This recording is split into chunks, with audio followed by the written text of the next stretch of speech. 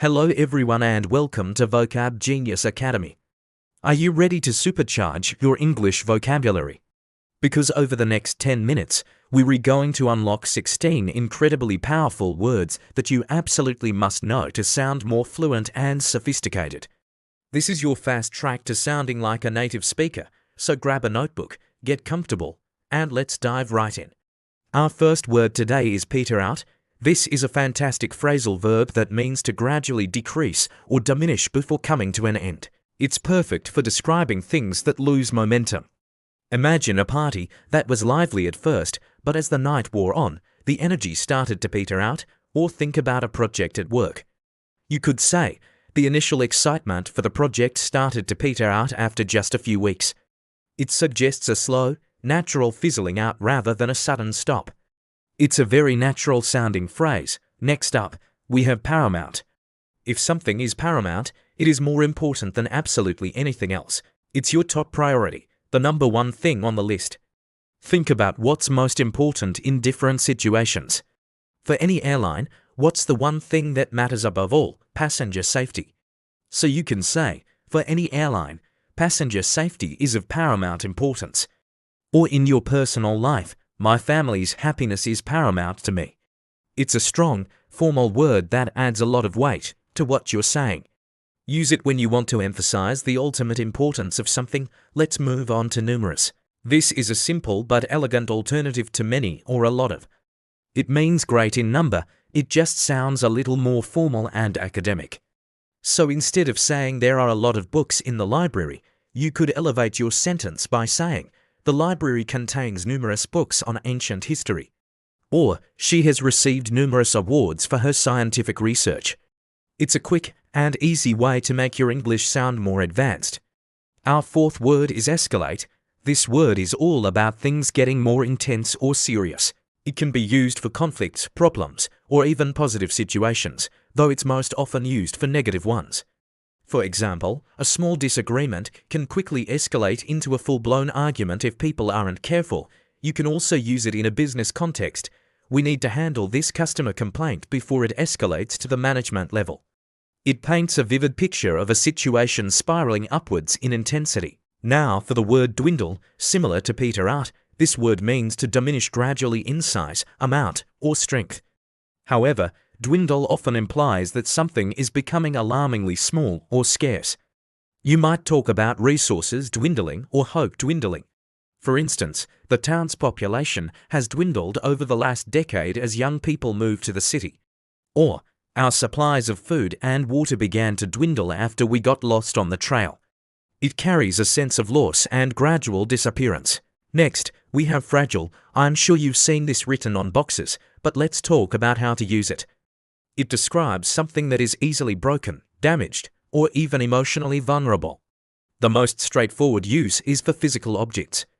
The antique vase is extremely fragile, so please handle it with care. But you can also use it to describe more abstract things, like a relationship or a person's state of mind. You could say, their relationship was fragile after the argument, or he was feeling emotionally fragile after receiving the bad news. Our seventh word is transform. This is a powerful verb that means to make a thorough or dramatic change in the form, appearance, or character of something or someone. It's not just a small change, it's a major overhaul. Think of a caterpillar transforming into a butterfly. That's the level of change we're talking about. A great example is, the new park will transform the rundown city block into a beautiful green space. Or you could talk about a personal change. Studying abroad completely transformed his perspective on the world. Let's look at a fun one, mischievous. This adjective describes someone, often a child, who likes to have fun by playing harmless tricks on people or behaving in a playful, naughty way. It has a sense of light-hearted trouble. You can almost picture a little smile or a twinkle in their eye. You might say, the mischievous child hid his father's keys as a joke. Or, my cat has a mischievous streak. She loves to knock pens off my desk. It's a charming word for playful, not malicious, behavior. Next is genuine. This word is all about authenticity. It means something is truly what it is said to be. It's real, sincere, and not fake. You can use it for objects, like a genuine leather jacket, but it's even more powerful when used for feelings and people. For example, she showed a genuine concern for the well-being of her friends.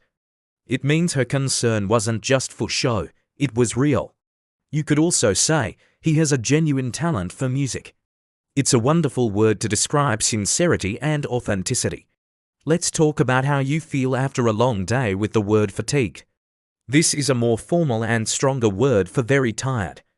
It describes a state of extreme tiredness, often resulting from significant mental or physical exertion. So, instead of just saying I'm so tired after work, you could say I feel completely fatigued after that 12-hour shift. A great example is, after the long hike, the climbers were clearly fatigued.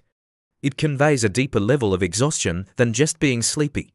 Now for a word we hope you don't have to use too often, rude. This means offensively impolite or ill-mannered. It's a direct and clear word for describing bad behavior. It is rude to interrupt someone when they are speaking. Or, he made a rude comment about her dress. It is a fundamental word for expressing disapproval of someone else's lack of manners or respect.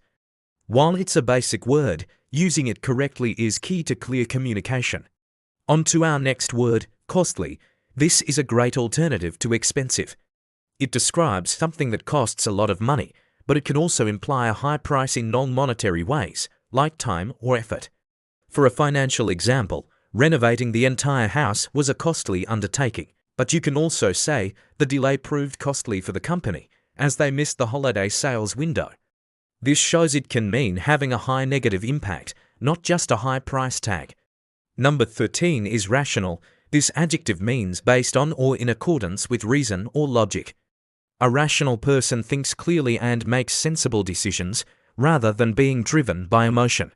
When everyone else is panicking, the rational person is the one who stays calm. For instance, despite the widespread panic, she tried to make a rational decision. Or, we need to have a rational discussion about this issue without getting angry. It's the opposite of emotional or irrational. And our final word is crucial. This is a step up from important. It describes something that is decisive or critical, especially for the success or failure of a whole endeavor. If something is crucial, you absolutely cannot do without it. For example, it is crucial that you arrive on time for the exam. Being late isn't just an inconvenience, it could mean you fail. Or, the first 90 days are crucial for a new employee's success in the company. It highlights something that is absolutely essential. And that is a wrap on our 16 essential English words for today. We've covered everything from Peter Art and dwindle to paramount and crucial.